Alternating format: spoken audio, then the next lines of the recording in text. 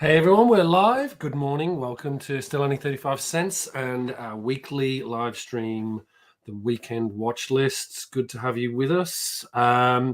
Few things today. We may have a guest or two joining, but that's not been confirmed yet, so we'll wait and see. And then we'll give shout outs to people in the chat as people jump on. What I wanted to share with you today is I've got a little bit of a mail call. Again, this is another set of books from Future Past Vintage Collectibles. Dave over there. I go to their claim sales. They have one every week on Mondays, and I generally tend to drop in. They do a lot of great high-grade books.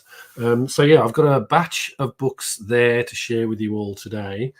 And then on top of that, I've got a few other mail calls, which have a bit of a theme, and you'll see that theme when we get to it. Again, there's been some additional interesting books outside of my normal realm of Marvel Comics, sort of more independent books, some interesting magazines from the Bronze Age. So we'll go through those. I just wanted to have a big shout out to everybody that's watched the channel so far as well, because we went to 250 subscribers, just over 250 subscribers. I think we're at 252 now, so extremely happy with that, and thank you for all the support. It really does mean a lot to me. In the last 3 months since I started the channel, it's been a hell of a journey, learning the whole ropes, learning how to do live streams, learning how to pull together all these videos. So it's been a lot of fun. I'm really enjoying it. What I am enjoying the most as well is all of the people in the community. As I say, there's been some great people that I've met along the way. Hopefully meet a lot more of you in the future. I've just booked my tickets to Heroes Con for this year. So at the moment, I'm lined up for Emerald City Comic Con in March. Then I'm going to follow that up with WonderCon. I think that's at the end of March as well, in Anaheim. And then obviously Heroes Con, which I've just booked, which is in Charlotte, North Carolina. So very happy, very pleased to be able to go to those events, and then also catch up with some of the YouTubers there as well, hopefully, and also some of you guys out there. So it'd be great to catch up. So that's probably it in terms of housekeeping for now. As people pop in, I'll obviously mention them. So maybe we'll start with the unboxing of the books from Future Past Vintage Collectibles. As I say, this came through this week. I wanted to share it with you all during one of the live streams. Not many super high grade keys in this. There are a few keys, but it's mostly sort of just high grade run filler for me. So yeah, I think it will be interesting. There's nothing here that's sort of super big books, but hopefully you'll get a bit out of it and learn something along the way in terms of the books that we've got here. Let me just get these out. So this is batch number 1. Again, as always, the team over at Future Past Vintage Collectibles do a great job in terms of packing.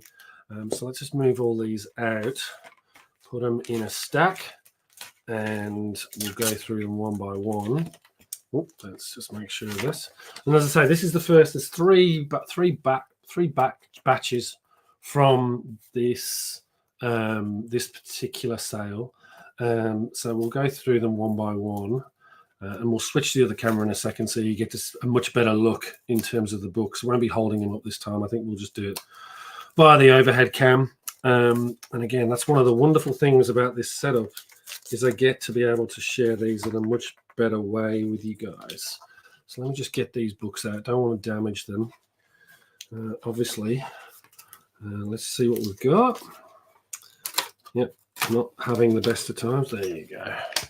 All right, that's the lot for the first batch. So let's just go through this. I'm just going to switch the other camera on, and then we'll pull these books up one by one so you get a good sense of what it's got here.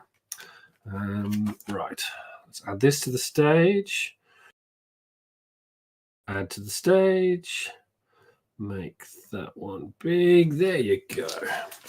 Okay, right. So first off, we've got, this is it's X-Men 95. So it's the reprint era of X-Men 85. This is the team over there graded this as a 5, as a very fine. Let me just check the grade on this. X-Men 85, yes, fine, sorry, fine minus. So yeah, so happy to get that into the collection, just filling up my X-Men run. So I didn't have this one. It looks and presents beautifully. It does, I believe, have a pop staple, which is why it is so low in terms of grade, but it actually looks beautiful. So that's book number 1 for this set. And let me just go through this next one. So the next one is Amazing Spider-Man. This is 282. So nothing of note for this one, except for the fact that it's the 25th anniversary cover frame. Love that book. Love these covers. So to get a copy of this, that would be great. And we've got our first. Let's just see. Let's just post this. And so, hi Dale. Hi that guy Dale of Suspense. Hello. It's new sub here. Saw you earlier during Slab Hub. Thank you. Great to have you here. Hope you enjoy the show. Okay. So yeah, this. What grade did they give us? They gave this a near mint. So again, a potential candidate for grading, but won't be doing that in this instance at the moment. I do think I want to try and get as many of these 25th anniversary frames as possible, but yeah, that's another good Amazing Spider-Man to add to the collection. As I say, I'm getting into this. I was trying to put off collecting Amazing Spider-Man, but it seems that you can't escape it, unfortunately. And so with that, we've got Amazing Spider-Man 289. Now again, this one's a near mint plus. And this features the first appearance of Jason Massendale as the Hobgoblin. I thought for some reason it was the first appearance of Ned Leeds as Hobgoblin, who I think is the one that is ultimately set up as Hobgoblin. But yeah, this is the first time that the actual secret identity of Hobgoblin is revealed. Issue 289, beautiful looking copy. Very happy to get that. So again, a really nice book. Then we have another Amazing Spider-Man, issue 280. So 280, let's just have a look here. So this is the first Sinister Syndicate.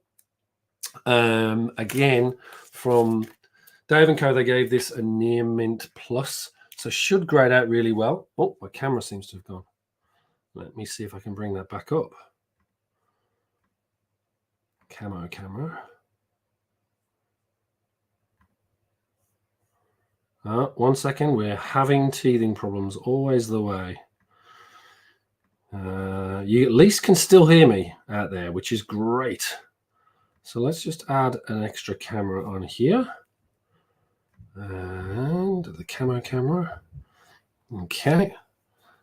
And we can add that to stage. Remove that one. Add stage. So at least you can still hear me, and I'll try and work out what's going on with the camera here in a second. But you can still hear me, I'm hoping. Maybe not. Let's just restart this.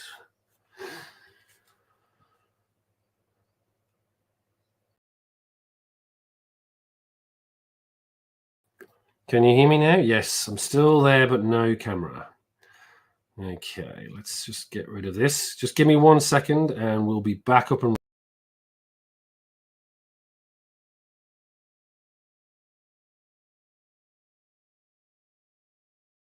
there you go. There you go. That's better. I'm assuming you can all hear me again. Thumbs up in the chat if you can hear me. It'd be great to sort of know. So as I say, this is issue 280, first appearance of the Sinister Syndicate. Next up, we've got, this is another near mint plus. It is Amazing Spider-Man issue 272. This is the first appearance of Slide. I did have this book, I think it was the reprint in the UK.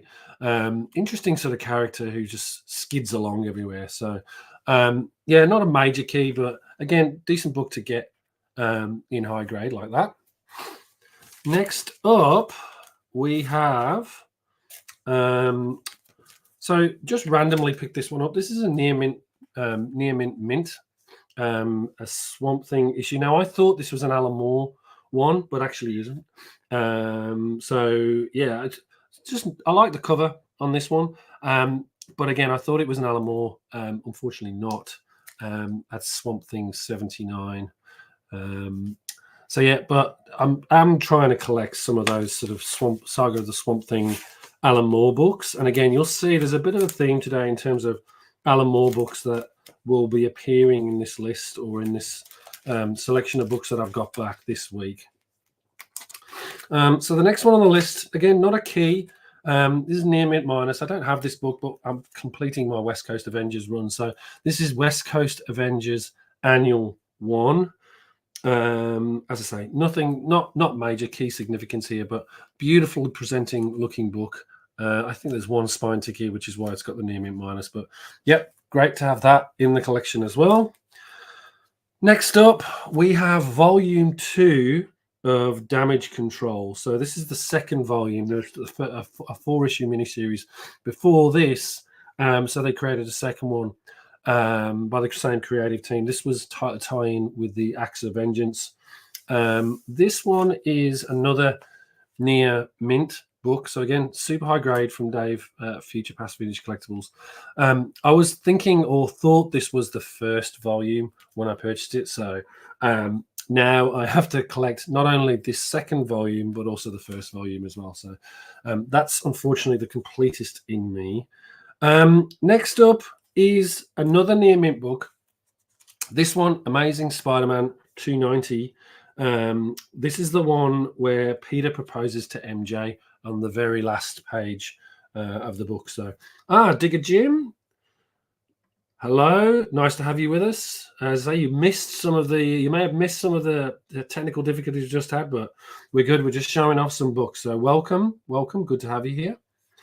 So yeah, as I was saying, this is Amazing Spider-Man 290. Love this cover in terms of, you know, the shadow that's cast by Peter Parker and him asking that big question. So another great book to add to the Amazing Spider-Man run. A lot to go in that, unfortunately, but yep, super happy to be, you know, as much as I didn't want to get into it, you know, you can't avoid it. As I say, it's like a rabbit hole.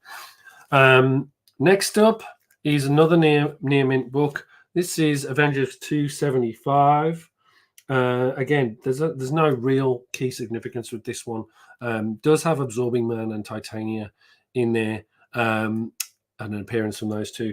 But yeah, this is going towards kind of complete the Avengers run as well, a high grade as much as possible, depending on where we are in the run. Next up is this near mint to mint X-Men 236. Now I used to have this back in the 90s before I sold my initial collection. So I think I had it all the way up to, I think around about the time, what about issue 300 of X-Men. So getting this book, I'm slowly but surely collecting everything beyond 220. I've got the vast majority of the books up till that point, and I'm also trying to build my collection prior to X-Men 94. So yeah, getting this is just adding to that collection. Again, this is near mint, so super high quality, super high grade. So happy to get that. I seem to think that this is, I'm just checking my notes, just checking if this is a key. No, it doesn't seem to mention it. I thought this was one of the early, not Marauders, Reavers, but don't believe that. I think that might be in one of the earlier issues. But yeah, great to have that to add to the collection. Talking of mutants, again, I was a big fan of the New Mutants when I was doing my first collection. So I've got back into these. I really wanted this book. Now, this book at the time really did upset me because I was a huge fan of Doug Ramsey and the idea of him and Warlock sort of becoming symbiotic, and I just love that dynamic. And unfortunately, in this issue, this is the death of Cypher, Doug Ramsey, and it was sort of like a bit of an end of an era for me in terms of this book, because I really appreciated that character. And I know that the power set, you know, what they've done of late in terms of amping up his power set in terms of what he can do in subtle ways. I think that's the thing that I liked about New Mutants. You didn't always have to have these amazing superpowers that were sort of so obvious. You know, his power to be able to decipher any language, you know, you could use that in multitude of ways. And so, you know, they've more recently done it so that he's the one that you can uniquely talk to the Krakoa Island out of all of the team. And I think this is, you know, and the idea when he sort of merged with Warlock, you know, that sort of storyline to me worked really well. So when he passed in this book and was killed in this book, it was a bit of a sort of like kick in the gut because I really like the character. Glad that they brought him back and he's actually got a second life and people are really starting to utilize the character a bit better. But yeah, I mean, the other thing that I love about this book as well is you just don't know who it is, and it could be anybody in terms of who died here. But yes, Death of Doug Ramsey Cypher. All right, next up in this batch, this is a book I've been after for a long time. Now, this is a VF near mint. Now, I'm a big Werewolf by Night fan, so I wanted to get this book. Now, I'm still looking for a super high grade because this is only VF very fine to near mint. But the interesting thing about this book, it has been cover swiped. I think there's a Daredevil issue, the Daredevil Sabretooth issue from the Mutant Massacre, which is an inverse of this, so that Sabretooth diving onto Daredevil in the inverse on this one. It's a Frank Miller cover. And let me just bring this up. So you'll notice here it's Frank Miller cover. I think it's Klaus Janson as well inking. So again, you get this great dynamic view of the Werewolf by Night diving at Spider-Woman. But the thing that's really cool on the back is on the background is that it's got all the Universal monsters. So you've got Boris Karloff, Bela Lugosi, Lon Chaney, and Lon Chaney Jonah photos just sitting in the background. So it really adds to that horror theme on this book. That's why I want to get this in really high grade to sort of fill out the Werewolf by Night run. But a great book to add to the collection here. And then last for this batch, this one's a near mint. This one was quite pricey, but I think worth it given the amazing Mike Zeck Punisher cover here and part of the Gang War series. So this is Amazing Spider-Man 285. I don't believe there's anything sort of super significant about the book, but yeah, just having this in super high grade, and I think that Mike Zeck cover with the Punisher on the front is just a fabulous and stunning book to have. So that's the first batch. So let me just crack open this second one. There is another batch of draw books, and then there's one slab this time from the team there. Let's just crack these open. So just bear with me a little bit while I just pull these, get these all opened up so we can go through them. There we go. All right, so I think we have some more Spider-Woman first. Let's just pull this out. So this is VF Plus. This is issue 33. This is let me just move this into the light so you get a better view. So this is Spider-Woman 33, and this features the first Turner D Century, a villain I've never heard of before. So yeah, not a super mega key here, but still a key nonetheless. As I say, Dave and co graded this about a VF Plus, very fine plus. Oh, camera's gone again. Oh, what is going on? Let's just add another camera. Oh, we got some.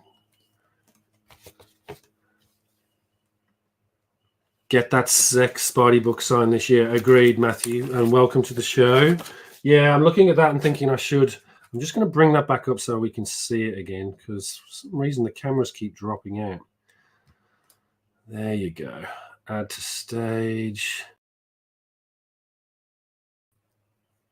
There you go. So yeah, that is issue 33. I will go and look to get that one graded. I do think with Mike being out there in terms of being able to sign that. I think, yeah, that does deserve getting graded. I haven't seen what the prices are,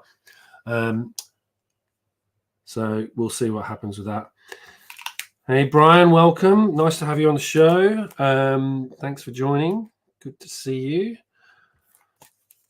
All right, so back to it. So we've covered off Spider-Woman 33. So next up is, this one is a near mint minus, Spider-Woman 38. Now, this is interesting because I didn't realize this until I did a bit of research prior to the show. Chris Claremont actually did join and start writing on the Spider-Woman run towards the end, which I didn't know about. So unfortunately now that's sort of landed me in a bit of a quandary where I'm going to have to start collecting all of the Spider-Woman books, particularly those, because of the Chris Claremont connection. So yeah, this one, and you can probably guess the connection here because he starts bringing in mutants into the books. So you've got Siren here, you've got Colossus, you've got Juggernaut in there, you've got Angel, you've got Storm. So yeah, it's an interesting sort of group of books. I didn't realize that Chris did this, so it's fascinating to sort of add these to the collection now. All right, so next up we've got Amazing Spider-Man, Spider-Woman 41, and again, this is another one of those Chris Claremont books. Nice 50-cent newsy there, near mint minus. Yeah, that was written again by Chris Claremont, so nice to have that in the collection. Then we have another Spider-Woman, this time near mint minus. Now, this one's interesting because that looks like it's got a guest star from Spider-Man in there, but I believe that this is the it's the Mr. Impossible. Is it Mr. Impossible? No, it's not that. Who's the green guy? New Mutants Annual 2. Let me just check. It's actually New Mutants Annual 2. Annual 3. Annual 3. And you'll find Impossible Man. So that's Impossible Man. There you go. Why was I getting that mixed up? Very strange for me to be able to get that mixed up. But yeah, again, Chris Claremont run. This is, I think this may, or no, not the last issue of Spider-Woman, but getting towards the end of the run there. And then we've got another near mint minus. This is 46. Again, I need to check when the Spider-Woman run ended. But yeah, newsstand copy of this, issue 46, with the Mandroids and I think a Kingpin appearance. Again, written by Claremont. Nice one to add. This one, another near mint. This is issue 44, another one of these Claremont written Spider-Woman books. Yep, so that's another great one to add. What else do we have here? We've got an Avengers 266. This is a special epilogue to Secret Wars, so no ads in this one, ironically. So yeah, this is like the ending of Secret Wars 2. This is in near mint minus, so good to sort of get that in high grade. Hey Mon, just saw you join. No worries, mate. That's all good. Absolutely fine. Thank you for joining. And then carrying on with the Avengers, we've got an Avengers 270, not a key again, but again, high grade copy, near mint. Perfect to add to the run. Just another run filler for the Avengers run. Then we've got a near mint minus copy of Doctor Strange 50. Now, this one is notable because it's the first Secret Defenders. So yeah, again, I didn't realize this when I purchased this. I just bought the book because it was high grade, and I'm trying to obviously get Doctor Strange books in the run. So seeing this, I was like, oh, okay, great, another first appearance of a team that may or may not appear. But yeah, look at the collars on that. Great to have that, and a newsie as well, which is good. Then we've got an Avengers 268. Sorry, this is another near mint minus. So again, another decent grade copy to go into the collection. I'll just move some of these books so you can see them a little better. Then we've got a very fine near mint. This is the first meeting of the Avengers and the Guardians of the Galaxy, issue 167. Yeah, happy to get that one in. I've been, as again, collecting my Avengers run. Then we've actually got one of Alan Moore's Swamp Thing. This cover's always been an interesting one for me. This is a near mint copy of Swamp Thing 57. So well on the way in terms of the Alan Moore run here for Swamp Thing. Great looking copy there. That's a near mint. So, yep. Then this is a giveaway that I got. Let's see what you think of this. So this is a reprint of, obviously a reprint would be great if it was the original, but yeah, reprint of Shock's Suspense Stories, number 12. So yeah, great little one to get, just to be able to read through and see that book in any, even if it is a facsimile. So another one to add. Great. Then we've got a couple more Spider-Woman. So Spider-Woman issue 40. Spider-Woman issue 40. This is the first Flying Tiger, and I think, from memory, no, that's not the first Claremont. The first Claremont was issue 38, I think. So yeah, this is like the start of the Claremont run on Spider-Woman. First Flying Tiger. This one's a near mint. And then, interestingly, this is probably one that a lot of people don't know about. This is near mint minus copy, but this is issue 39 of Spider-Woman. You'll notice, though, it's a really early version, it's a really early iteration of these negative space covers. I don't think there was that many in the early days. There was a few other Spider-Man titles that did it as well. But this is a great use of negative space in this cover. Let's just try and see if we can bring it a little closer so you get to see it here. It's quite impressive. And again, when you look at some of the covers that have come out recently, you sort of see where the inspiration came from. And some of these covers, I think, it might be an interesting one to go back and try and look at all these early negative space covers rather than these new moderns, because I think these are far more interesting in terms of the way that they were created, because they're a little bit more involved in terms of the actual space rather than just being a plain background. They actually sort of had more of a disguise aspect to them and utilized the background a bit more effectively. So great to have that. And then to close us out in terms of the raw books from the mail call today, we've got Avengers 316. This is the first time this is when Spider-Man joins the Avengers for the first time. Again, near mint copy of this book. I think I have a copy of this already, but I'll just have to dig through the collection. But I think this is a higher grade copy, so this will just take pride of place, and then the other one probably will be letting go on a claim sale at some point. So that's the raw books. I did have one other pickup from their claim sale that came through this week. Let me just crack that open so you can see it. And then I'll take you through some of the other books that arrived, not from Future Past Finished Collections, but from my other mail calls this week. Just pull this out. Now, I think this is quite timely. I won't leave the price on there because it wasn't that expensive, but still.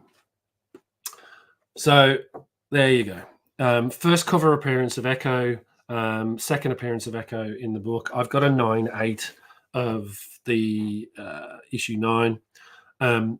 Yeah, as I say, regardless of what everyone thinks of the TV show, Echo as a character is quite interesting, and this first cover is beautifully illustrated by David Mack.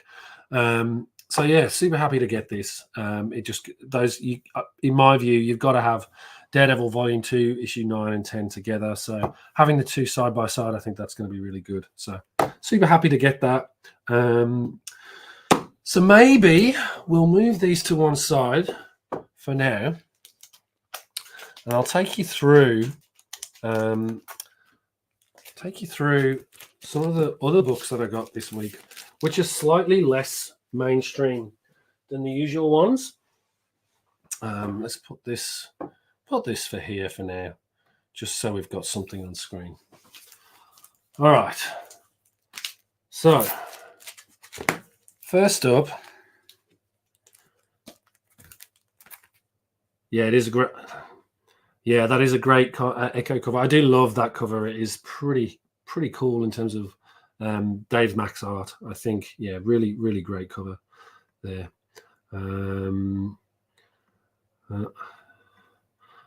We've got Travis in the house. Hey, welcome. How you doing?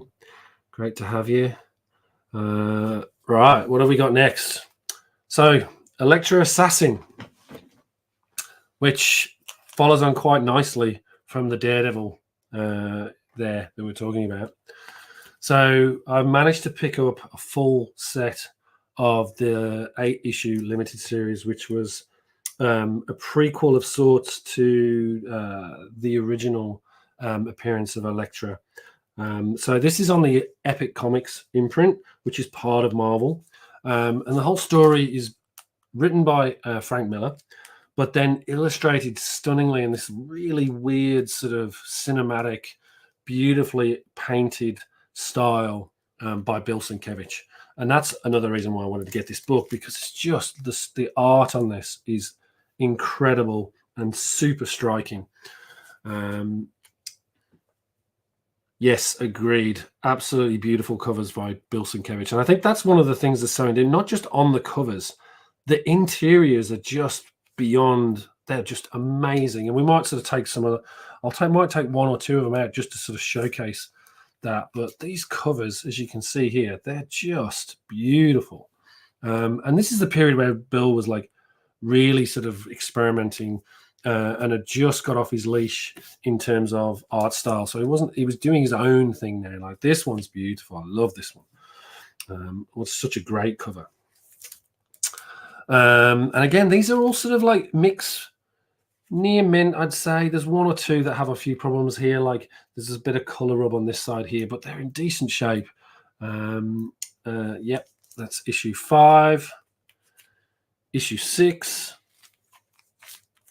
issue 7 with that great homage picture from Bill. And this just came out in 1986, for those of you who don't know. So yeah, stunning cover. And this is the one that's got a little bit of an issue on the side here.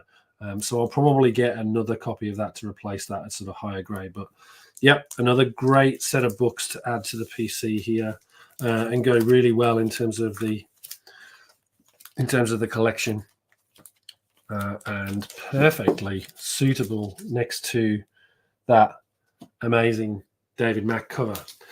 Now, the next one is a little bit of an interesting one, and I had never come across this book before, and I got it at a UK auction. I don't know much about this book, so if anyone in the chat knows anything about this book, what they think of it, let me know. But this is Ant. This is volume 2, which was published by Image Comics in 2005. Volume 1 was by Arcana Studios in 2004. Created by Mario Gilly. Sorry. I just saw this at an auction, didn't know what it was, so just picked it up, reasonably cheap price. And so I thought I'd just grab it. And the reason why I grabbed it, you'll see in a minute. So it's got issue 2, issue 3, some great art of its, in here. So Mario Gully seems to be, I've never heard of Mario before, so I never heard of this book. So it'd be interesting to read this. Issue 6, and then issue 8,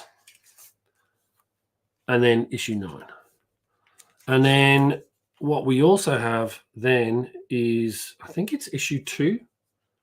We've got this J. Scott Campbell sketch variant. And again, that's probably what piqued my interest, was just this J. Scott Campbell early sketch cover variant of this book. So wanted to grab it. But yes, so exactly. That's why I picked it up, because of the J. Scott Campbell link. But But yeah, great to have that. And then again, an interesting pose from J. Scott Campbell there. I mean, he knows how to put it out there. So, but yeah, black and white. I think there's a color one of this as well. But yeah, wasn't too sure. So I'll have a read of this book, let you know what I think. But yeah, that may or may not stay in the collection. And then next up, what have we got? Oh, yes, this one's an interesting one for everyone. Let me just... Okay. So let's see if I can just get this camera up and running again, because it wasn't working a minute ago.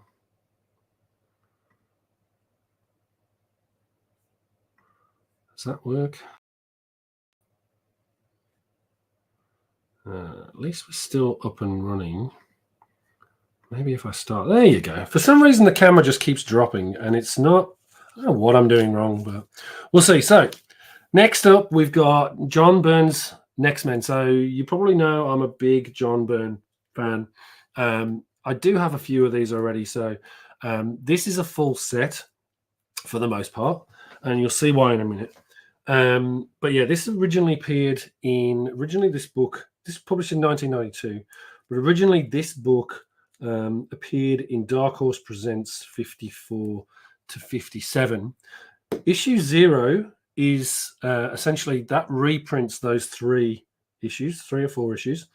And I don't know if you know this, but John Byrne originally pitched this idea to DC in the 80s, and for some reason it never sort of came about. So yeah, I just wanted to get a really high grade looking copy of these books. And again, I haven't fully read this yet because I have never had the full run. So this will be great to be able to go through and study through this actual book and see where it goes. But I've heard that the actual story sort of ends with a cliffhanger and has never really truly been resolved. So not looking forward to that, which is a classic John Byrne thing. Sort of gets bored and moves on to the next thing. Issue 2, issue 3, issue 4. Need to bag and board some of these. Issue 5. Issue 6, issue 7, issue 8. Interestingly, these back covers here as well, where I think there was a next story. Issue 9, issue 10, 11, 12, 13, 14, 15, I think. Although it doesn't list it here. Interesting. Oh, no, it does say issue 15, issue 16, issue 17, Frank Miller cover, which goes all the way as Virgin on the back, which I didn't even know that Frank Miller had done a copy of a cover for Next Men. So that's great to see. Issue 18, issue 19 with the first Faith 1 of 4. You know where this is going, folks, don't you? And then issue 20. So do you think we got it? Yes, it was included in the lot. It was not suitably priced because of it. It's got a couple of spine ticks, but first color appearance of Hellboy. I've never really seen inside this book, so maybe we'll just crack it open now and have a quick look, because I was always wondering if Hellboy is actually in the book, like not just on the cover. And yes, exactly, he is. There you go. Hellboy in first appearance in color, in an ongoing title. There you go. Great Mignola art. Look at that. Stunning. Don't know. I do not know how many issues there were of Next Men. I didn't get the detail on that yet. I've never seen... like, it's interesting. Everyone stops at 21, which is fascinating because of obviously the Hellboy piece, but I'm assuming it's ongoing in the Next Men title there. So I need to go and have a look at that and find out how many are out there. But yeah, it's favorite John Byrne covers. Oh, that has to be another video for another day. Going through, there's so many deep, amazing John Byrne covers that he's done over the years. I mean, I was a big X-Men fan, and his run. So I've got a number of those books. I love some of his Alpha Flight covers as well. I think there's one in particular that I really like, which is and I may dig it out for one of the next videos, is the one where I think actually it's the Super Skrull versus Sasquatch, but it's just Sasquatch's face, and the anger in his eyes is just, it's beautifully rendition. But John Byrne was just great at drawing. I like his original Fantastic Four run as well. There's some great covers in there as well. So there's far too many to mention, and probably I'll dig some out. I think that's a good idea for a video. Just how many books? 30 books in the 30 books in the series. That's the first volume. I know that they've done other volumes as well, but yeah, that's an interesting one to see. So next we have continuing my Alan Moore deep dive and going into this. Now, this one I do know a lot about. So V for Vendetta by Alan Moore, David Lloyd. This is the US Comics, where US DC Comics run of this. Now, this is essentially a continuation from Warrior magazine. So it was originally printed in Warrior magazine in the UK in 1982, but it only ran the issues here are essentially reprints of that up to issue 7, where unfortunately Warrior magazine folded in the UK, and 2 stories from that were unpublished. Sorry, 2 stories, two chapters were drawn but were unpublished. They went into issue 7 of this book, and then this series actually finished off the whole story. So there were 3 issues that were never printed in the Warrior magazine back in the early 80s. So yeah, this is beautiful, beautiful story and art by Alan Moore and David Lloyd. So we've got issue 1. Let me just push this to one side. Issue 1, issue 2, issue 3, issue 4, 5, and these are all super high grade. 6, 7, 8, 9, and the final issue 10. Again, I'm trying to start collecting a lot more of Alan Moore's runs and rarer issues. Again, it's a fantastic writer, and I haven't got any Watchmen as yet. So yeah, I thought that this would be an interesting one to share with you all, because yeah, I'm really digging into the Alan Moore piece. I'm a big fan of Alan Moore's Captain Britain run and the way he reinvented that whole, essentially created the Marvel multiverse in that run, and just the way he handled Captain Britain. Yeah, super impressive storyline for that. So if you ever get a chance, dig out the Jasper's Warp storyline from Captain Britain, because it is one of, just one of those sort of precursor to Mr. Miracle, not Mr. Miracle, Miracle Man, and his sort of run there. And it was just, it's not your average Marvel comic book. And I think that's one of the things, like, Alan Moore writing for Marvel and going sort of quite sort of bizarre in terms of the characters. So yeah, next, closing off probably for the video, as we've been going for about almost 45 minutes. Alan Moore once again, this time with Kevin O'Neill, League of Extraordinary Gentlemen.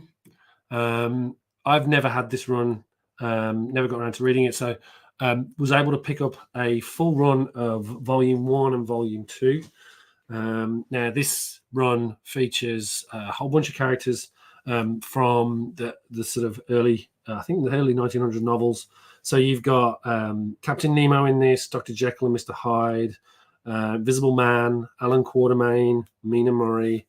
And then villains-wise, in the first volume, you got Fu Manchu and Moriarty. But yeah, just great stories in this, and great use of characters from those days as well. But yeah, I love the way these. Why does the cameras keep going off? It's the most bizarre thing. And we're back. And now I need to pop up the extra camera for you all. And there it is. Now if I add to stage, it's back to normal. There you go. Wouldn't be a live stream without any issues, would it? I mean, it's always the way. So issue 3, issue 4. Oh no, this is 6. Sorry, issue 4, issue 5, and I know why these why I got these mixed up, and I'll show you now. So when I bought this, I knew about this. Now, not a lot of people know. Issue 5 was a recalled issue. This is not one of the recalled issues, unfortunately, and the reason I can tell that is that it had this ad for what is the Amaze. Every woman is interested in the wonderful Amaze whirling spray syringe, a new injection and suction syringe. I'll let you guess what that's for. But you'll notice that that's by the Amaze company. Now, on the first print of this book, which was recalled, they actually used an original ad from Marv, but which was basically a product called the Marvel. And so the reason it was pulled is that the Wildstorm, who was publishing this, thought that they'd probably get in trouble with Marvel, tongue-in-cheek. And so they pulled the book and essentially reprinted it with Amaze instead of Marvel in that ad. What's interesting, though, as all things, some copies of that book got out. And they do exist out there. So it's on Recalled Comics if you go having a look for it. But yeah, that's an interesting book and one that I'm continuing to look for. So if you ever see that out in the wild, if you ever see pick it up, open it up, go and check. If it's got Marvel, it's the Recalled edition. If it's Amaze, it's the second print. There is no other identifier that I can find on these books to be able to tell. It's purely you've got to open the book and see the ad inside. So then we've got issue 6. And then we've got volume 2. Now, volume 2 was published in 2002. The first one was published in 1999. And this takes a slant, adds additional characters from the Mars War of the Worlds series. So you've got John Carter joining Gulliver Jones. You've got the aliens and the tripods. So yeah, the second volume of League of Extraordinary Gentlemen. So yeah, super happy to get this, and you can see the tripods here in terms of this. And yeah, that's nice to have a full run of volume 1 and 2 of League of Extraordinary Gentlemen. Now, that's probably it for this week. There's a couple of things I wanted to update you all on as well, because there's been a few changes this week and a few things that are up and coming. I might first show you this stuff though, because this also came in this week. I have no idea about some of this, and some of the chat might be able to help me out with this. These are, I really like these. Just now, so first of all, got this amazing Monster World Christmas cover. I'll probably wheel this out towards the end of next year because I really like this. Not super high grade, but decent presenting copy of Monster World. And inside you get a whole bunch of articles around sort of all the sort of universal monsters, etc. So this is perfect fit for me in terms of my horror theme. Following on for that, we got a decent looking copy of Monsters of Filmland. But I think what's most interesting for this group and for the people that are watching, I got a whole bunch of really high grade creepies, and these are just amazing. So I'm going to do a bit of digging on these. I got a creepy number 7. I think the cover on this, Frank Frazzeta cover here, beautiful werewolf and vampire fighting together. Then we've got a creepy 14 and a creepy 25 with another Santa as looks like Frankenstein in this instance. But yeah, there's a nice creepy. I'll be digging into these. So these are Warren, I believe. And then on top of that, we've got some Eerie's as well. So I've got an issue 12, again, super high grade. Some additional great cartoons inside. Not sure whether I'll do a bit of digging and then maybe cover these off in another one, but I wanted to share it with the team. Eerie 14. And then we've got an Eerie 15, the Doll Collector. And then, last but not least, an Eerie 20. Who's the cover artist? H.B. Harris. So yeah, that's the lot for this week. You've seen all the books that I've been lucky to pick up this week. I've got a few unboxing videos that will be coming this week as well. Some really interesting books. If you're a Mike Ploog fan, absolutely, you should be subscribing and watching, because we're going to having a very interesting Mike Ploog unboxing in the next week or so. And there's a few other interesting CGC books as well. So yeah, by all means, if you haven't already, please subscribe. But yeah, hit that notification bell, because you'll be wanting to see that video for sure if you're a Mike Ploog fan.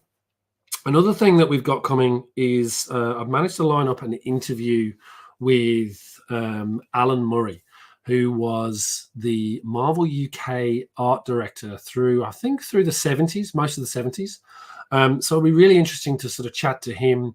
I've got a few pieces of memorabilia from the Marvel UK archives over the last month or so, and he kindly agreed to jump on a video. So I'm catching up with him on Monday, hopefully get the video out before the end of the week. Also, if you haven't had a chance already, I did recently release an interview with Al Milgram that I did at Baltimore Comic Con. So yeah, if you get a chance, I'm doing a few more of these. I'm going to have a whole series of interviews, hopefully, with some of the creators around Marvel in the Bronze Age and Copper Age. So yeah, we're doing a few more of those. But yeah, getting Alan from Marvel UK will be really interesting. And again, hopefully it gives US collectors a bit of a view of what it was like as Marvel UK versus Marvel US, and the sort of steps that they had to go through in terms of bringing those products to life in the UK setting. So, all right. Well, I think we've been going for almost 55 minutes now. Again, thanks everyone for joining today. It's great to have everyone on board. The comments have been great today, and seeing everyone chatting in there is brilliant. Thanks a lot for joining. I want to really thank everyone for the 250 plus subs now. I'm super grateful. Couldn't have done it. I'm absolutely amazed. Great community out there. So super happy, and just, yeah, thanks all so much.